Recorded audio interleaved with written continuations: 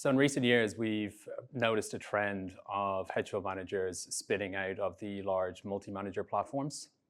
With this shift, we noticed that many portfolio managers might not necessarily have access to the extensive risk management infrastructure that they were previously accustomed to. So they might be lacking in independent risk oversight, specialized resources, and robust risk systems.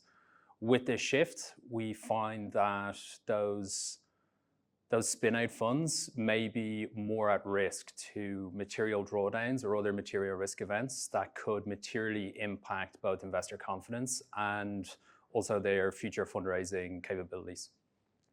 Another key trend that we're observing is the growth of the SMA, or the separately managed account. So these are highly sought after by sophisticated institutional investors who want greater control and transparency around their investments.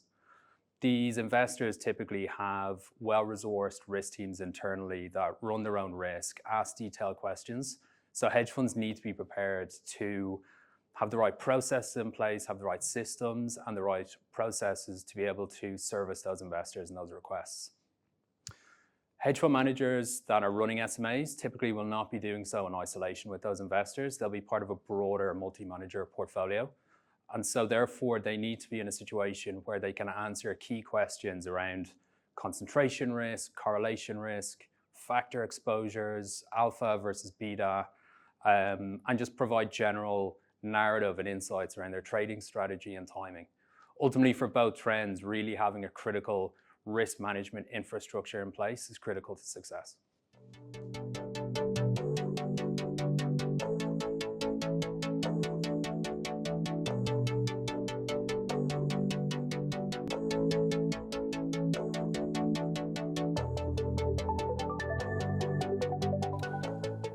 For emerging managers, having a strong approach to risk is really critical, especially when competing with their peer set for capital.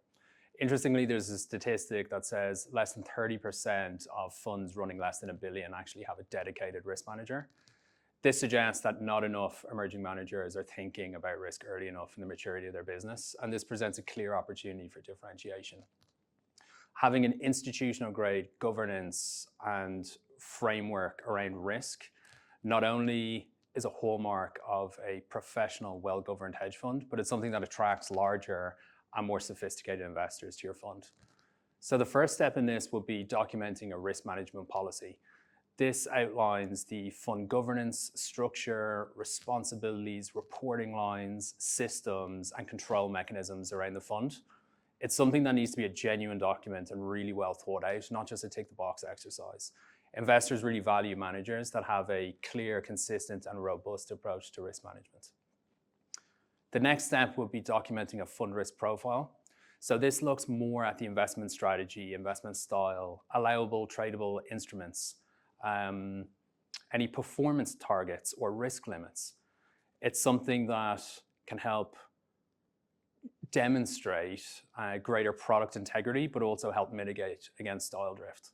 And then finally, it's about bringing all of this together and putting it into your marketing materials. So being able to introduce risk content into your marketing materials helps demonstrate to investors that you've thought about the risk within the portfolio and tells them, look, I've got this.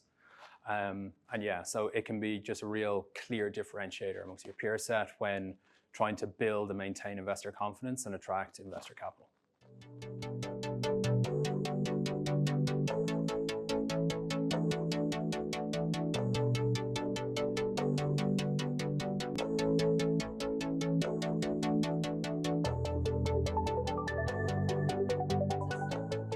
Hedge funds really need to purchase the software that is ultimately right for them and their investment strategies.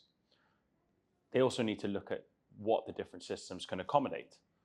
If they're looking at value at risk, liquidity, stress testing, scenario analysis, it's all really important to take into account before purchasing the system that they're looking at. It also depends on the different types of investments the hedge fund is deploying, whether they're looking at structured products and derivatives, or whether they have an equity long-short model, for example. And this is going to vary on what type of risk system they ultimately purchase. If they look at a factor-based model towards risk, where there is, for example, full risk decomposition that generally benefits more equity-based portfolios, or whether they look for a full repricing model and a more statistical approach towards risk, where each individual instrument can be fully repriced and remodeled at the sensitivity of the assets level. Based on that, an asset manager or a hedge fund then needs to make the relevant decision for them. Ultimately, this is really important because as hedge funds look to raise more capital, institutional investors are not only looking for performance, but they're also looking for the institutional infrastructure behind that hedge fund, and if that's going to benefit the investor in the future as well.